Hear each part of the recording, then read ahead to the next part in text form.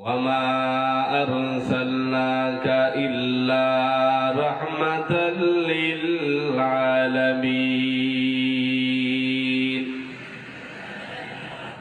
ও আমার পয়গম্বর আমি আল্লাহ রাব্বুল আলামিন আপনাকে দুনিয়ার মধ্যে রহমত স্বরূপ বানাইয়া পাঠাইলাম।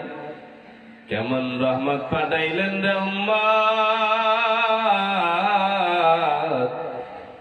যে মায়ের নবী দুনিয়ার মধ্যে না আসলে আল্লাহ দুনিয়া সৃষ্টি করতেন না। কেমন রহমতুল লিল আলামিন আমার পয়গম্বর, যেই পয়গম্বর দুনিয়ার মধ্যে না আসলে কোন মানুষ এই জমিনের মধ্যে আসতে পারত না। কেমন পয়গম্বর ছিলেন আমার নবী, যেই নবী কাফের বেঈমানদের জন্য ছিলেন রহমত। মায়া নবী সরকারে দু আলম রহমাতুল লিল আলামিন যখন মক্কা বিজয় করলেন, মক্কা বিজয় করিয়া যখন মক্কার মধ্যে আসলেন, হঠাৎ করে রাস্তার মধ্যে এক বৃদ্ধার সাথে দেখা হয়ে গেল। ওই বৃদ্ধার কাছে ছিল একটা বোঝা, এই বোঝার মধ্যে ছিল তার আসবাবপত্র, জিনিসপত্র। মায়া নবী সরকার দু আলম রাহমাতুল লিল আলামিন ওই বৃদ্ধকে ডাক দিয়া বলেন, বৃদ্ধ তোমার এই বস্তুটার মধ্যে কি রয়েছে রে বৃদ্ধ, তুমি কোথায় রওনা হয়ে যাইতেছো? ওই বৃদ্ধা মায়ের নবীকে চিনতে পারলো না। মায়ের নবীকে চিনতে না পারিয়া বলতেছে, মক্কার মধ্যে মুহাম্মদ চলে আসছে, জাদুঘর চলে আসছে। এই মুহাম্মদ যখন মক্কা বিজয় করিয়া ফেললো, ওই মুহাম্মদে তো আমাদের কাছ থেকে প্রতিশোধ নেবে। এর বয়ে আমি মক্কা ছাড়িয়া আমি আরেক দেশের মধ্যে হিজরত করতেছি মুহাম্মদের ভয়।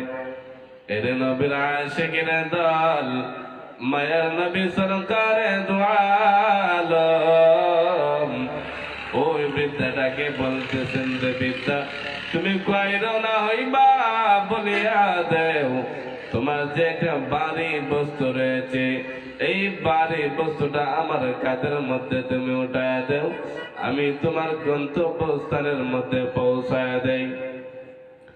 মায়া নবী রাহমাতুল লিল আলামিন যখন এই কথা বললেন, তখন ওই বৃদ্ধা বৃদ্ধ তার এই বাড়ি বস্তুটা মায়ের নবী সরকারে দু আলমের গান মুবারকের মধ্যে উঠায় দিল। মায়ের নবী ওই বৃদ্ধাটাকে নিয়ে রাস্তার মধ্যে দিয়ে হাঁটতেছেন।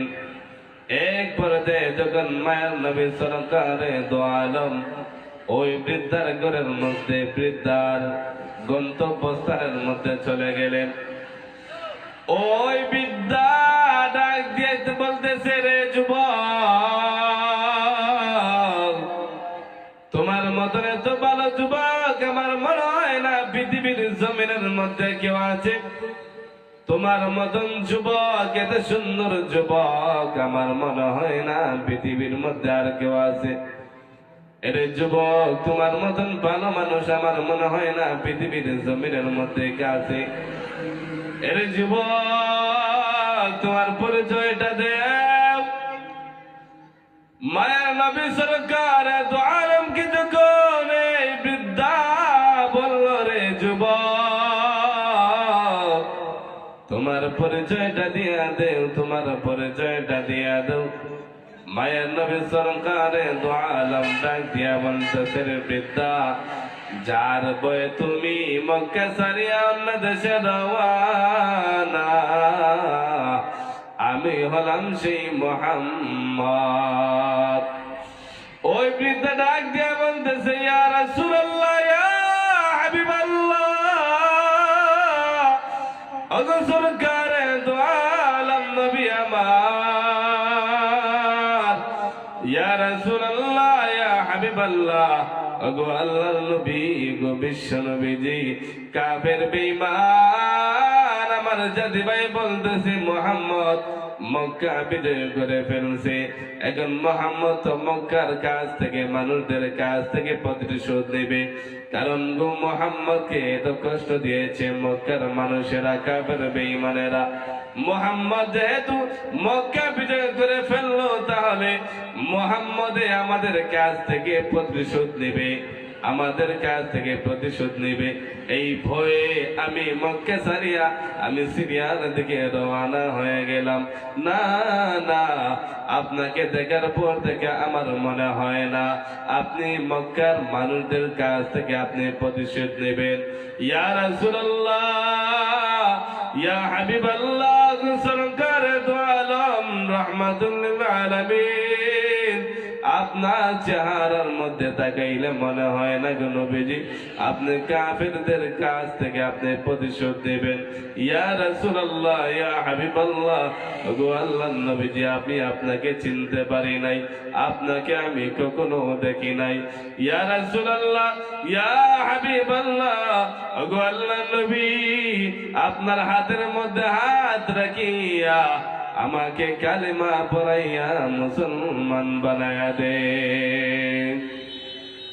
আল্লাহ রাসূল সাল্লাল্লাহু আলাইহি ওয়াসাল্লাম ছিলেন কাফের বেঈমানদের জন্য রহমত। যেই মক্কাবাসী আল্লাহ রাসূল সাল্লাল্লাহু আলাইহি ওয়াসাল্লামকে কত কষ্ট দিয়েছে, নির্যাতন